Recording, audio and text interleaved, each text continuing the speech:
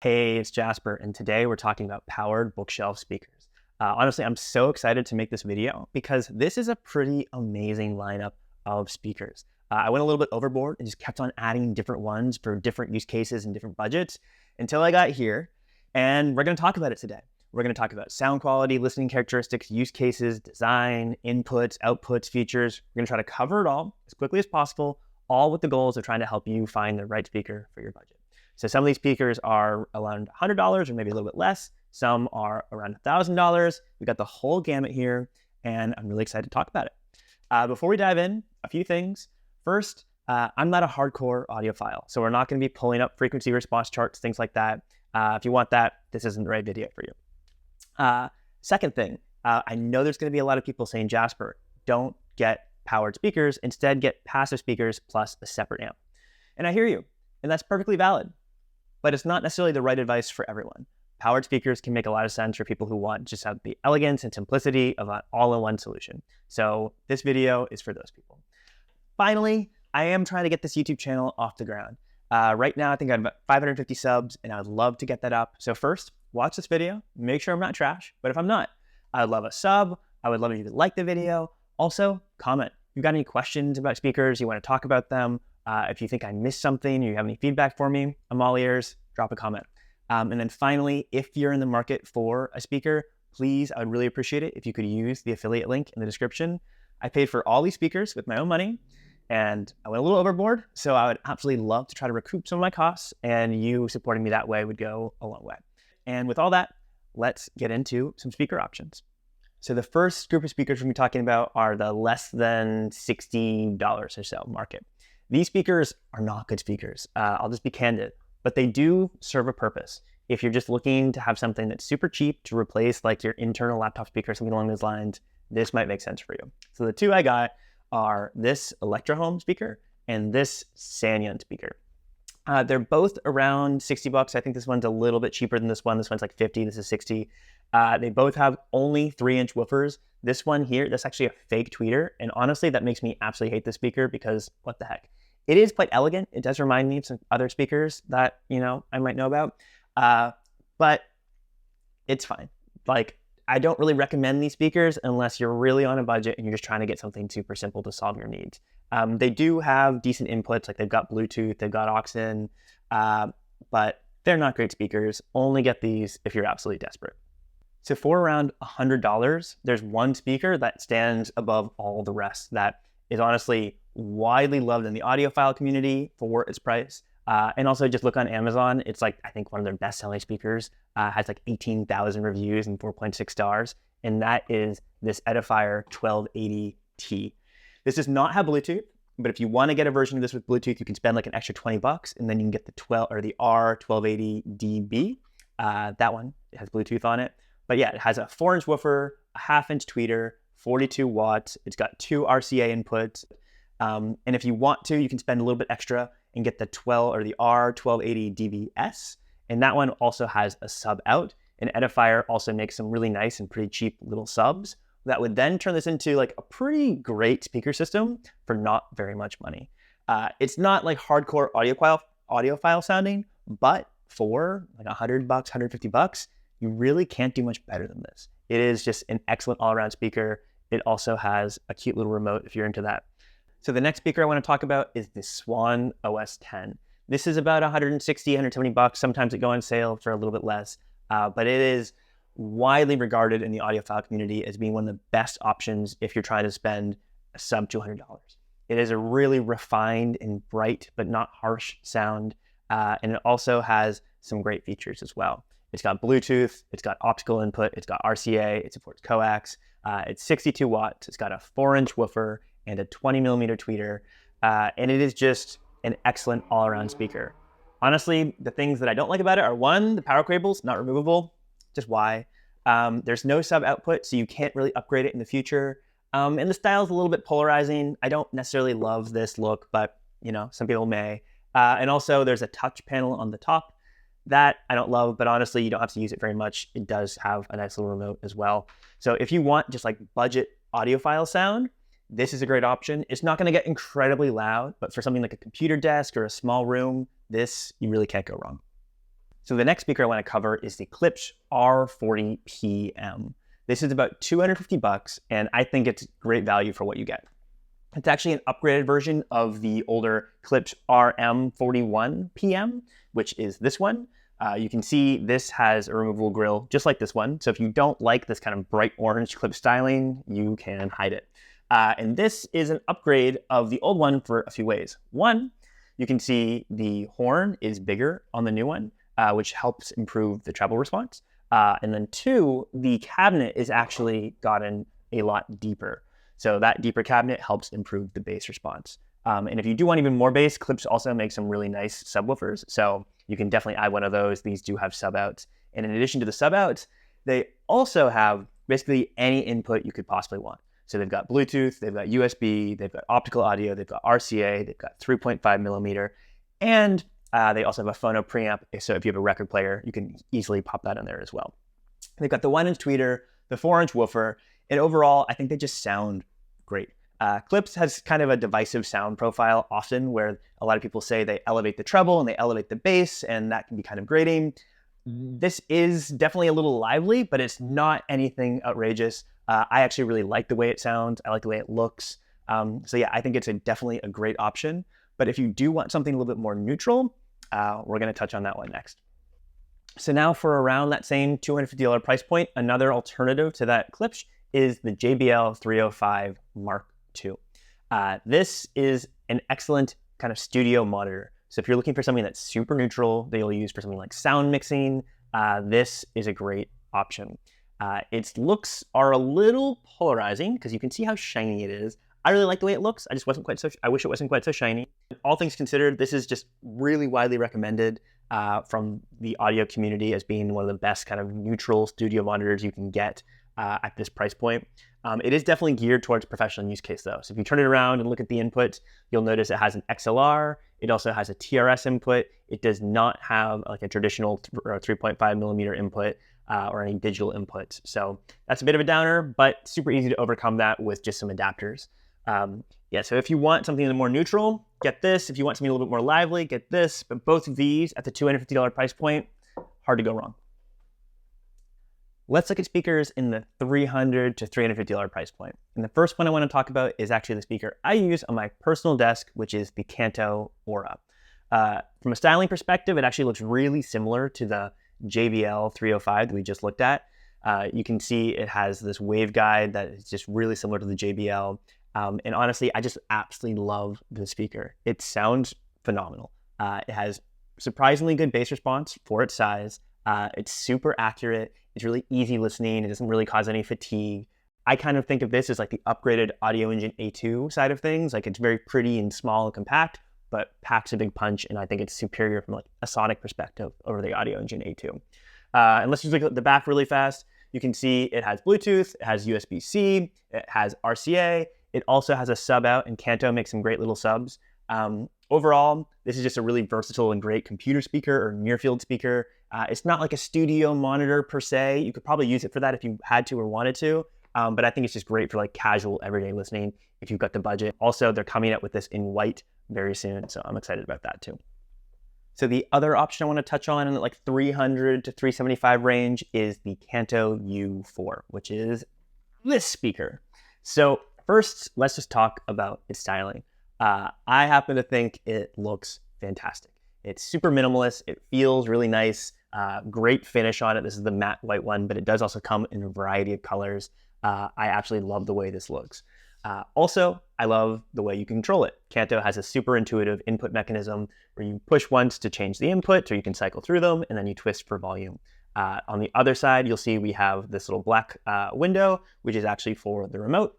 The remote's really nothing to write home about, but it's nice to have it as an option.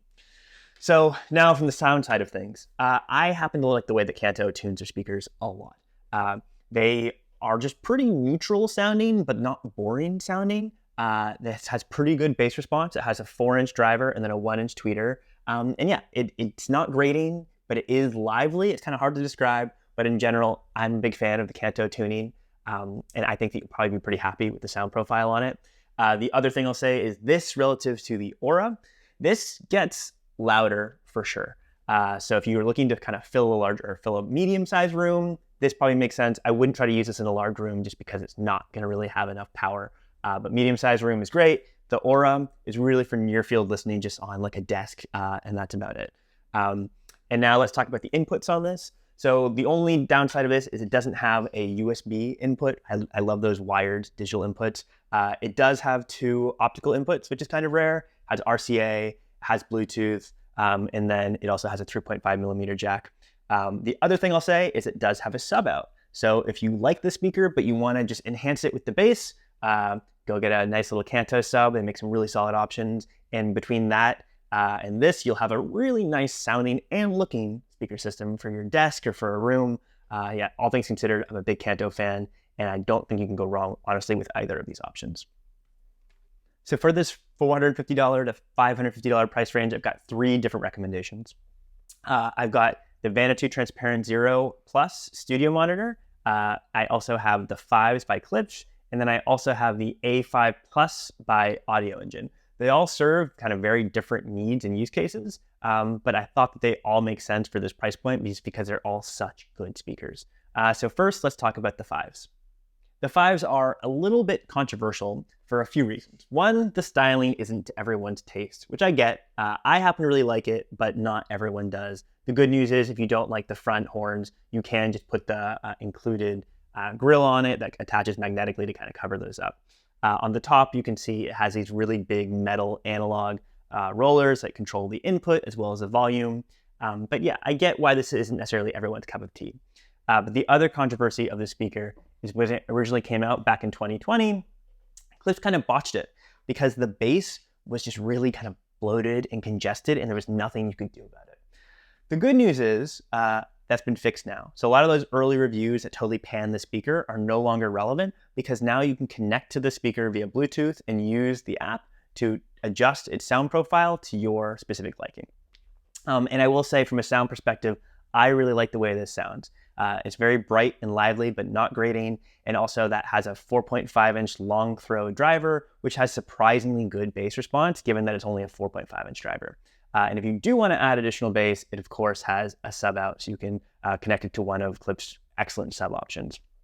And then the other thing that really sets the speaker apart is the inputs. It has HDMI ARC, and for a $500 speaker, that's really, really rare. So now what you can do is throw away your crappy soundbar and instead put these in your living room and listen to great music, and also use it for movies and TV watching. And in addition to ARC, it also supports CEC, which means you can use one remote to control the speaker as well as your TV for volume and power and things like that. And then in addition to the HDMI side of things, it also has a lot of other inputs as well, including Bluetooth, 3.5 millimeter, which also supports the phono line in for a record player. It's got an RCA input, and it also has a USB input plus an optical input as well. So this is a really versatile speaker. At 180 watts, it's powerful. It can fill a whole room. I think it sounds great. I think it looks great. It's just ultimately a really good option and a nice all-around speaker. So now let's talk about the Vanatoo Transparent Zero, or the Transparent Zero Plus. I have the Transparent Zero, not the Plus. Honestly, the differences between the two are very small. It's like to do with the Bluetooth connectivity and some of the chips used inside. I think sonically they're basically the same. But what is up with the speaker? Why is it so expensive? What's its deal? So what I'll say is it is a very small and very kind of funky looking studio monitor. And it is incredibly accurate and really loved in the audiophile community for how precise and clear and accurate and neutral its sound is. It's really not for everyone, because do you really need a tiny little studio monitor like this? Maybe not. But if you do, this is probably one of the best you can get. It is just absolutely widely loved. It is around $450. It's got 96 watts. It's got a 4-inch woofer, a 1-inch tweeter, and it has Bluetooth, has USB in, has optical audio, as well as a 3.5 millimeter input as well. And it does have a sub out. So if you do have a sub, you can connect to that. It's not for everyone, but if you want a tiny little studio monitor that sounds phenomenal, this is it. And yes, you can put it down either this way and use a stand, or this way and have it tilted up. It's a pretty clever design.